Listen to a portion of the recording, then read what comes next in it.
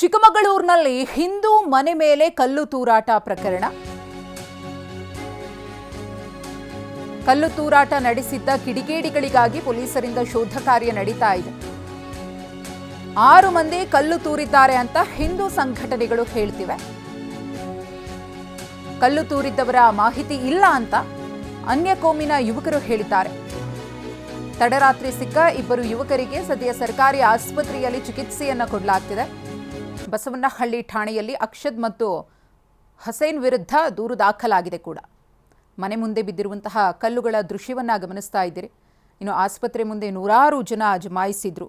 Police ಸ್ಟೇಷನ್ನ ಬಳಿಯೂ ಕೂಡ high drama ಸೃಷ್ಟಿಯಾಗಿತ್ತು. ಕಲ್ಲು ತೂರಾಟವನ್ನು ಖಂಡಿಸಿ ಯಾರು ಕಲ್ಲು ತೂರಾಟ ನಡೆಸಿದ್ದಾರೆ ಅನ್ನೋದ್ರ ಬಗ್ಗೆ ಪೊಲೀಸರು ತನಿಖೆಯನ್ನು ಮಾಡಬೇಕಿದೆ.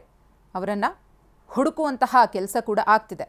ಮತ್ತೊಂದು ಕಡೆ ಗಾಯಾಳು ಹುಸೇನ್ ಮತ್ತು ಅಕ್ಷದ್ಗೆ ಸರ್ಕಾರಿ ಆಸ್ಪತ್ರೆಯಲ್ಲಿ ಚಿಕಿತ್ಸೆಯನ್ನು ನೀಡಲಾಗ್ತಿದೆ. ಸದ್ಯಕ್ಕೆ ಚಿಕ್ಕಮಗಳೂರು ಬೂದಿ ಮುಚ್ಚಿದ ಕೆಂಡದಂತಿದೆ ಈ ಒಂದು ಘಟನೆಯಿಂದ. ಕಾನೂನು ಪ್ರಕಾರ ಏನು ಕ್ರಮ ಆಗಬೇಕೋ ಅದು ಆಗುತ್ತೆ, ಪೊಲೀಸರು ತಗೋತಾರೆ. ಮಹಿಳೆ ಎಸ್ಸಿ ಅನ್ನೋ ಮಾಹಿತಿ ಇದೆ, PCR ಆಕ್ಟ್ ಹಾಕ್ತಾರೆ ಅಂತ ಘಟನೆಯ ಬಗ್ಗೆ ಗೃಹ ಸಚಿವ ಡಾಕ್ಟರ್ ಜಿ ಪರಮೇಶ್ವರ್ ಅವರು ಮಂಗಳೂರಿನಲ್ಲಿ ಮಾತನಾಡಿದ್ದಾರೆ. ಪ್ರಕರಣಕ್ಕೆ ಸಂಬಂಧಪಟ್ಟಂತೆ ಗೃಹ ಸಚಿವ ಡಾಕ್ಟರ್ ಜಿ ಪರಮೇಶ್ವರ್ ಅವರು ರಿಯಾಕ್ಟ್ ಮಾಡಿದ್ದಾರೆ. ಏನು ಕ್ರಮ ತಗೋಬೇಕು? ಹೌದು, ಅದಕ್ಕೆ ಈಗಾಗಲೇ ಕ್ರಮ ತಗೊಂಡಿದ್ದಾರೆ ಪೊಲೀಸ್ನವರು. ಕಾನೂನು ಪ್ರಕಾರ ಏನು ಕ್ರಮ ತಗೋಬೇಕು ಅದನ್ನು ತಗೊಳ್ತಾರೆ.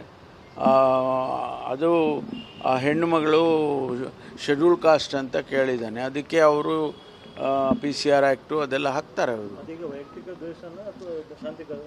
ಅದು ಡೀಟೇಲ್ಸ್ ತೊಗೊಳ್ತೇನೆ, ನಾನು ಡೀಟೇಲ್ಸ್ ತೊಗೊಂಡು ಹೇಳ್ತೇನೆ.